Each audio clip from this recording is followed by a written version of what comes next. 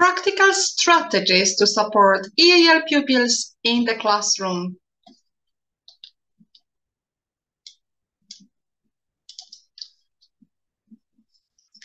Pupils with EAL are those who are learning the English language but already speak one or more other languages, although not necessarily fluently.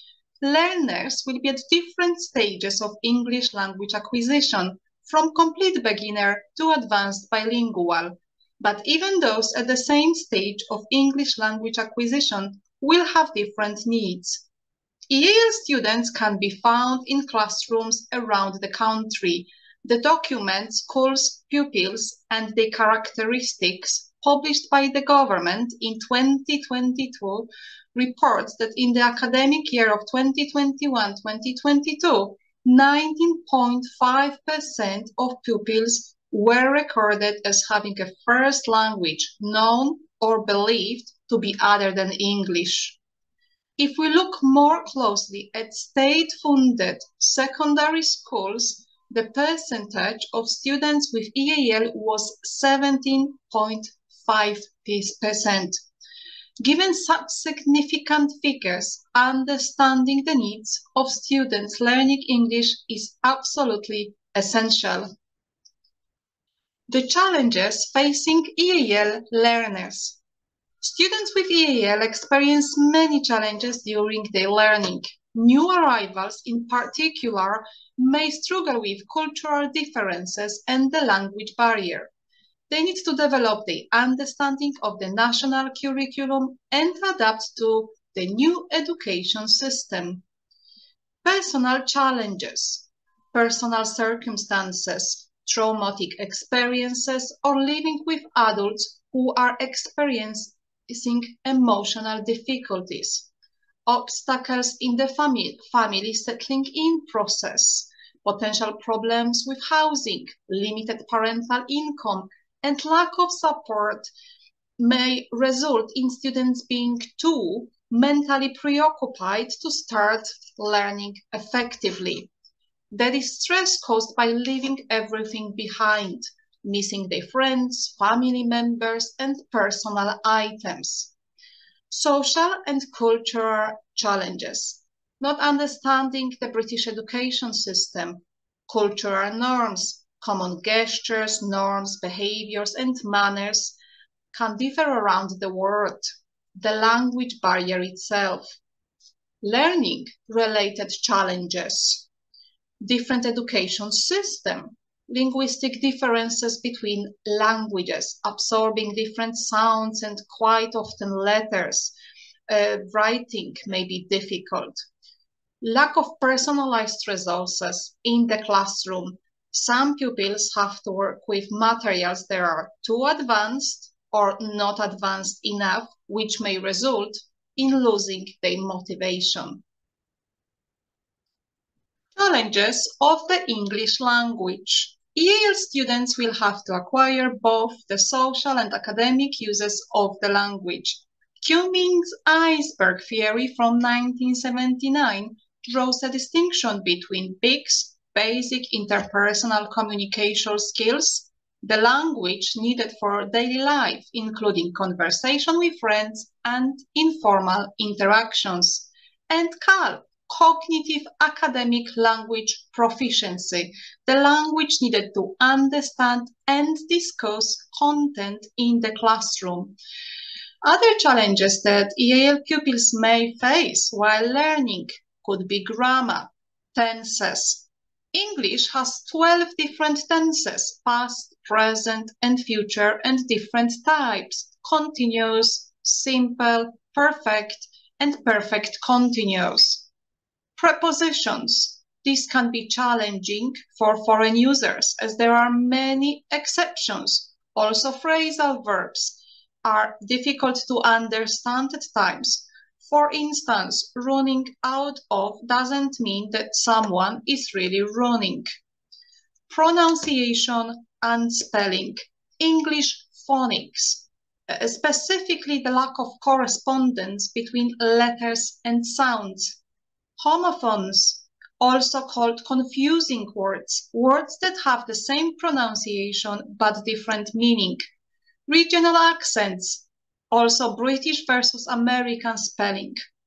Vocabulary, words with multiple meanings, false cognates, also called false friends, are words that look similar in another language but have a different meaning.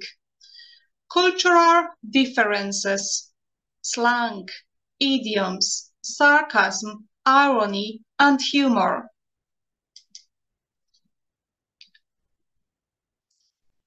EAL provision in the national curriculum. There is no specific EAL curriculum.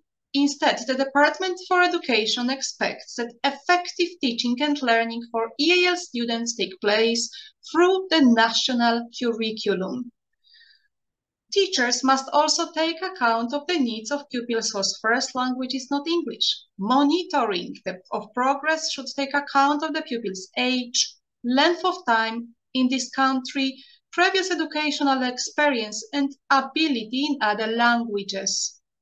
Another point mentions the ability of pupils for whom English is an additional language to take part in the national curriculum, maybe in advance of their communication skills in English. Teachers should plan teaching opportunities to help pupils develop their English and should aim to provide the support pupils need to take part in all subjects. Initial assessment. As an understanding of which of the students' needs should be prioritized, initial assessments are key to start planning the best possible support for a new student. What should we take into account? Curricular knowledge, such as maths, science, and English, and students' prior knowledge, home languages, ability to read and write. And this is specifically important if we have someone who is new to English, and when we offer translations, they may be useful for some pupils, or they may be not useful if a child can read and write in their first language. English proficiency levels. The most common EAL assessment frameworks are the Bell Foundation Assessment Framework and the levels that are used in this assessment are from A, new to English, to E, fluent. The NACIA EAL Assessment Framework, where the assessment scale starts from step 1, beginner, and it finishes at step 7, which is independent. CEF, from A1, breakthrough, to C2, mastery.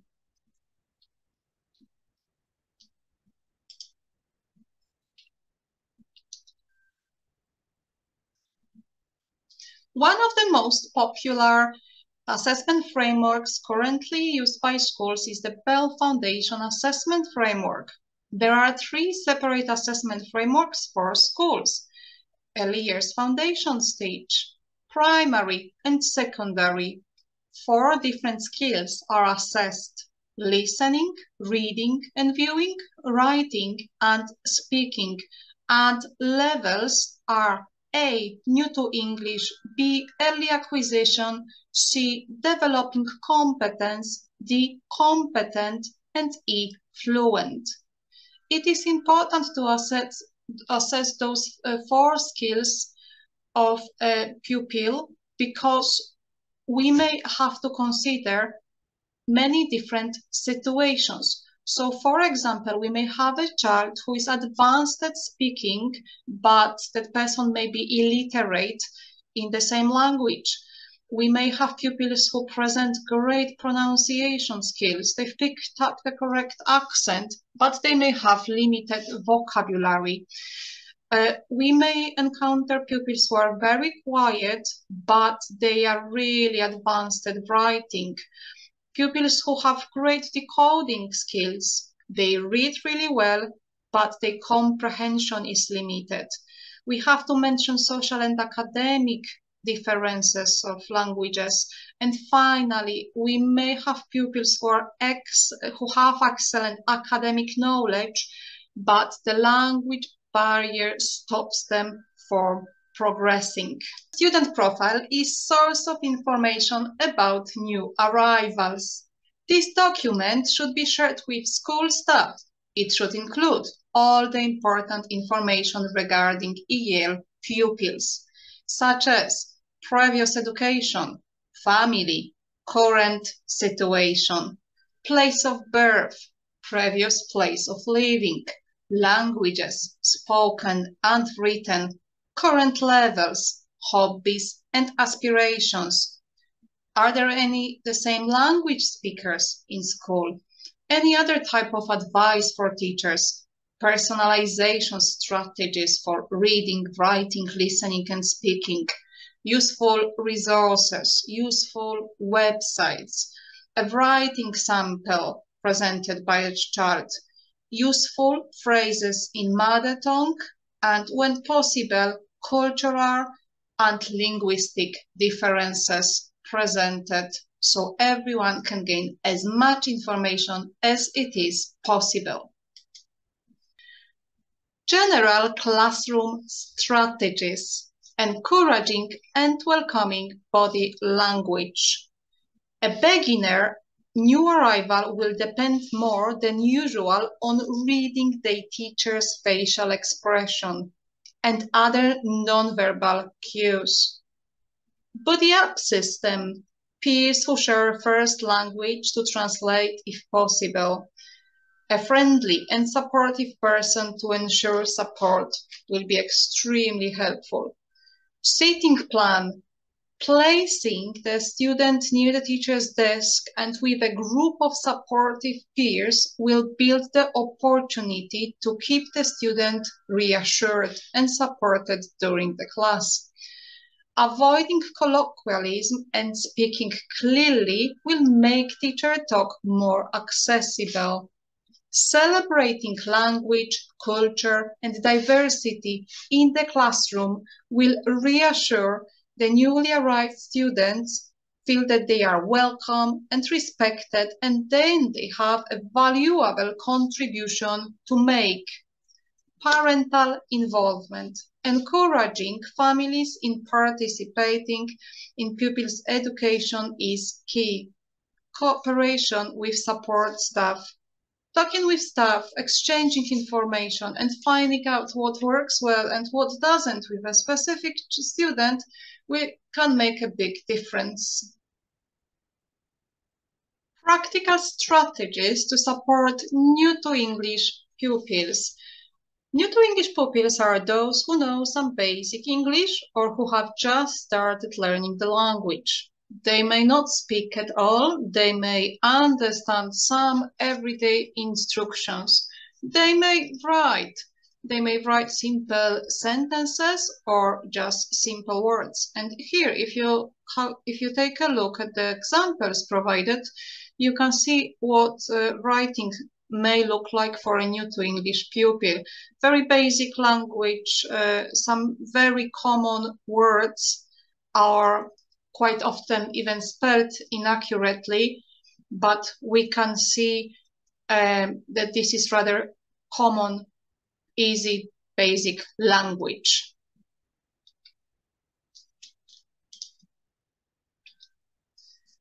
When it comes to the classroom resources, new to English pupils will benefit from using flashcards.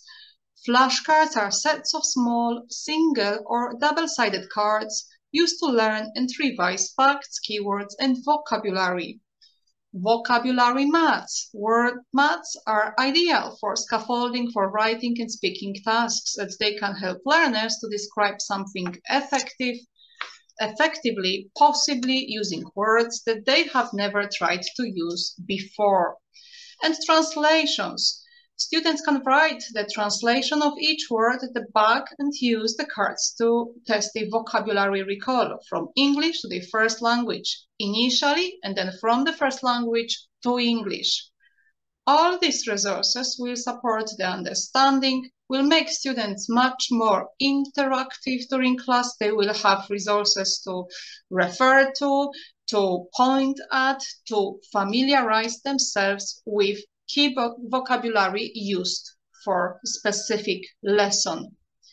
When it comes to the literacy development, when we look at the reading strategies, quite often simplicity is key when we work with pupils who have just arrived, who have no English or a very limited grasp of English. So looking up words in dictionaries, matching words to pictures, highlighting key vocabulary, sorting out flashcards. This task will also support our assessment, how quickly those pupils can learn, what they understand, how they can use resources that enable their independence. Writing methods, labeling, making keyword lists, definitions and translations, using sentence starters to write sentences, and writing about familiar contexts. I think this is specifically important when we work with pupils who have just arrived, so they can share the personal experiences. Writing will be much more easier for them when they can focus on the knowledge that is familiar to them. And here we have two examples of resources presented on the screen. Oracy development. While listening, pupils can listen for key words. This sort of task can be organized during teacher talk or during watching a film or even during a class debate. Answering yes or no questions, so checking the comprehension, following oral instructions that could be set up for a group of pupils who are sat with whiteboards and pens, and one pupil is presenting instructions and everyone else has to follow that. So for instance, that could be drawing monsters with shapes or naming body parts or using numbers. So it could be, for example, my monster has 3 heads or 5 eyes, and other pupils have to follow the instructions. Watching films, of course, I would recommend maybe more active approach where pupils can take some notes. Maybe they have to identify some key concepts, where they have to answer yes or no questions. So they have a task along with watching a film, which becomes more active. Learning is much more meaningful in that way. Speaking, repeating keywords and phrases, songs and chants, role play activities, and working in pairs when a child has an opportunity to listen to another person and actively develop their speaking skills at the same time. Early acquisition stages, practical strategies to support pupils.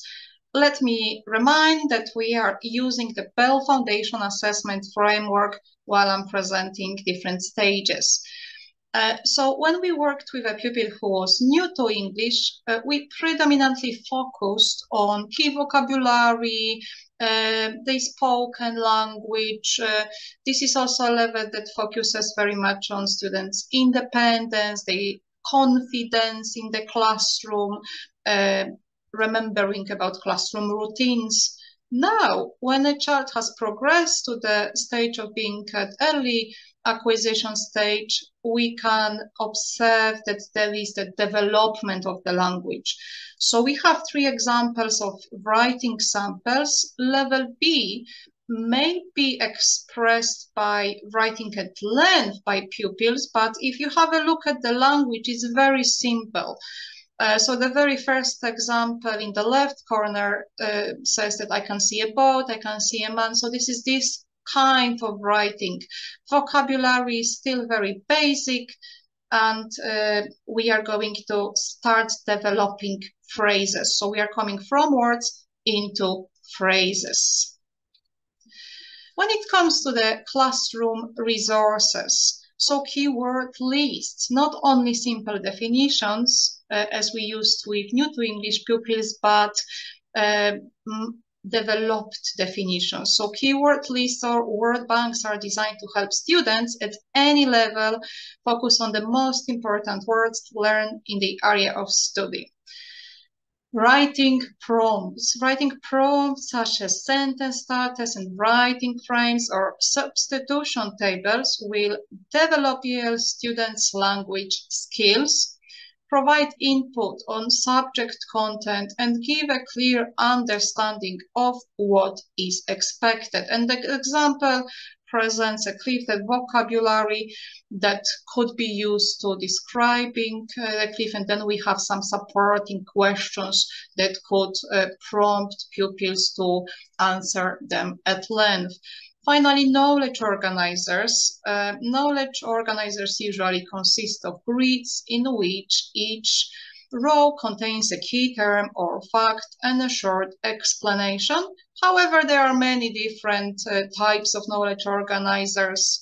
They could be simplified or extended, and all of these resources can be used for homework preparation tasks where pupils can familiarize themselves with a lesson content prior to the lesson happens. Literacy development. Pre-highlighting text. So when a child is working on a longer, more advanced text, a good idea is to suggest some color-coded understanding. So for example, identifying adjectives, identifying verbs, maybe identifying all the information related to, and then a specific type of tasks. Focusing on a small chunk of text in detail.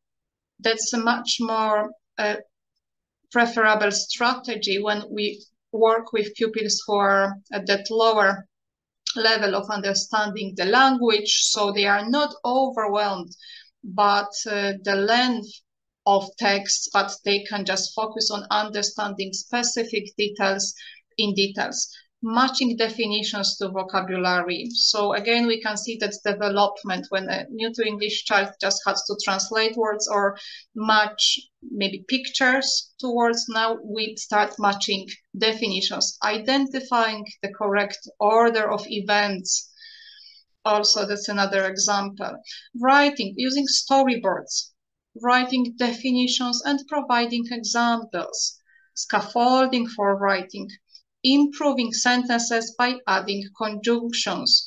So here we can provide a number of conjunctions and prompt the child to start using them in sentences, providing examples, providing reasons, offering an explanation, what effect that had. This will develop pupils' writing skills. Oracy development.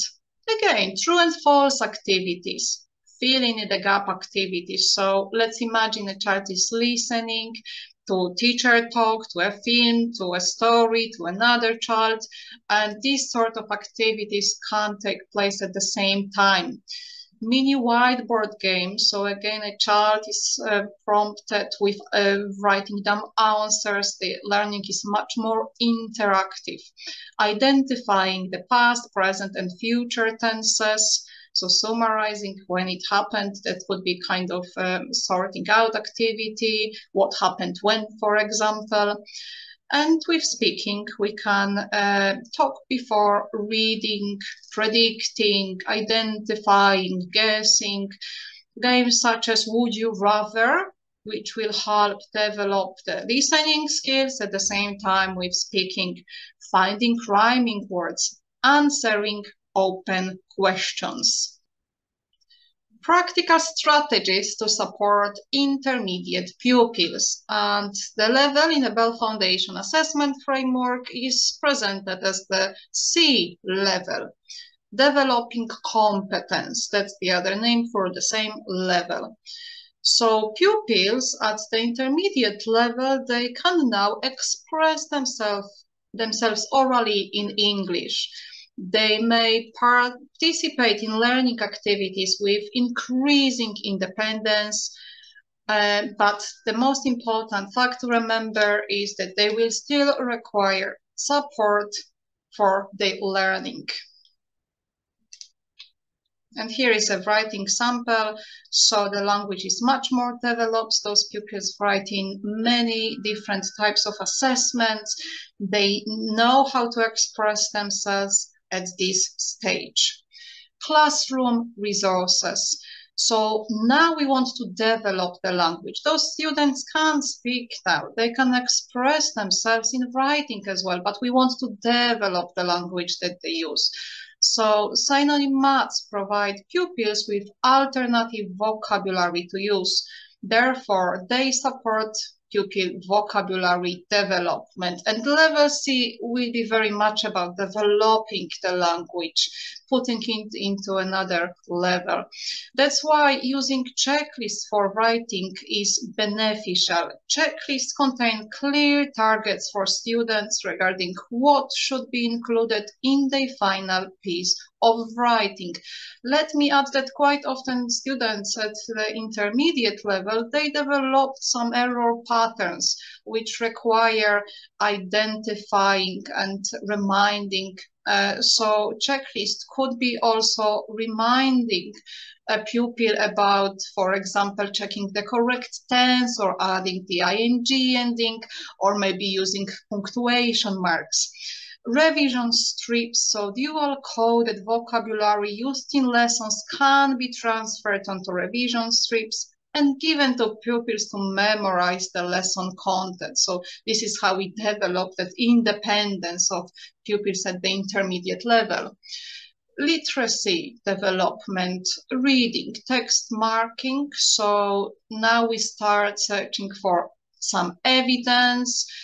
So we identify key concepts, we work on examples from the text representing a main idea, identifying literary devices in the text. So it's not just a social language that we use, but more advanced. For example, literary devices may become a challenge for some. Sharing feedback about the text and presenting the main events. Comparing different texts, specifically poems.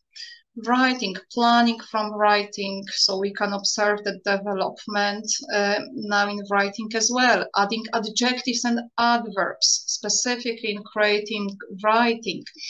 Adding conjunctions again, making sentences much longer, much more meaningful, providing more detail, writing in different genres from creative stories to reports.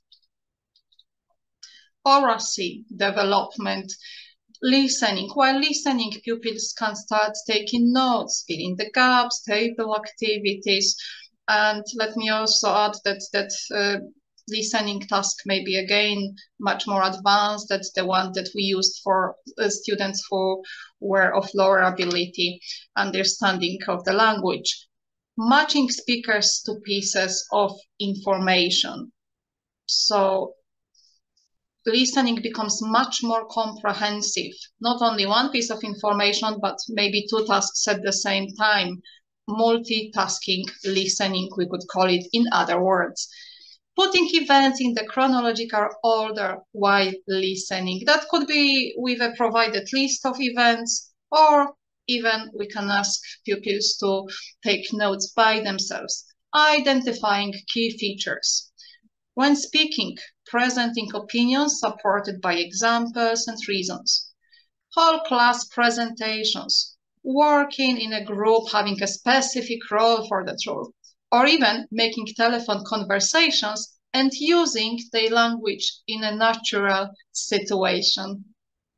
Practical strategies to support advanced pupils, and when we use the Bell Foundation Assessment Framework, we would call those levels D competent and E fluent. Advanced EAL learners, along with many other children in school, may also need help with developing their vocabulary and with reading for meaning. They may still need support with accessing the curriculum. Yes, they can read and write, but the lack of complexity may still occur. Those pupils will strongly benefit from being explained cultural differences to them. And when it comes to the level of fluency, the final, the master level of learning the language, this level characterizes pupils who can operate across the curriculum to a level of competence equivalent to those pupils who use English as their first language. However, I would like to still mention about the cultural differences that language provides some cultural understanding, sense of humor, idioms, maybe some irony, some sarcasm. So everything that is behind that technical language would still benefit from being introduced to the pupils on this level, because they may not be aware of that cultural linguistic reference. Classroom resources. So speaking prompts, speaking maths help pupils improve their spoken presentation. They make useful prompts and support the language development. So prompting constantly pupils to add more to their speech, to present different perspectives, different styles. That's a method for those students who are advanced. Using prefixes, suffixes lists, so understanding that words can't make family words, that we can produce new words from another, like adverbs, for example, from adjectives. And when we explain what prefixes and suffixes are, we give a chance to pupils to develop their vocabulary instantly. So just to remind that prefix would be a group of letters that you can add to the beginning of a root word to change the meaning of the word, and suffix a group of letters that you can add to the end of a root word to change the meaning or the word plus of the word. Writing frames help develop writing skills. And again, we have an example over here. We provide much more advanced vocabulary, so pupils again are prompted to develop their language. Literacy development, reading, so as I mentioned before, discussing cultural references that EAL learners may not understand in the text. Practicing at reading and comprehending within a strict time limit. So not only developing reading skills, but adding that time management factor as well. Working on a wide variety of text types, finding the evidence for writing, and when it comes to writing itself, improving sentences, finding alternatives, even better if, paraphrasing, correcting mistakes, so making that language much more competent that if it was presented when we discussed the intermediate level. Oracy development, listening, providing feedback or summary of a speech, listing arguments for or against while listening, finding the evidence for writing, note-taking, and when it comes to speaking, debates about controversial issues, presenting speeches with the use of various speaking techniques, persuasion, commentary, entertaining, oral examinations, and prompting. What would happen if? What could you have done differently? Is there any evidence for? So making the spoken presentation much more flexible, coherent, interactive, interesting, taking different perspectives. We can now see the difference between those advanced levels and the intermediate level.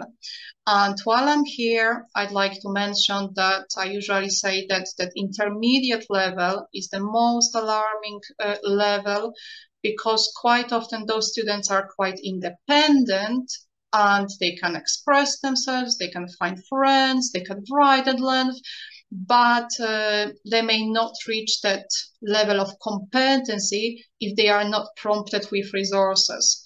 That's why remembering about providing specific resources, using personalized methods of teaching those who are at the intermediate level and competent level, and eventually at the fluent level, it's absolutely crucial.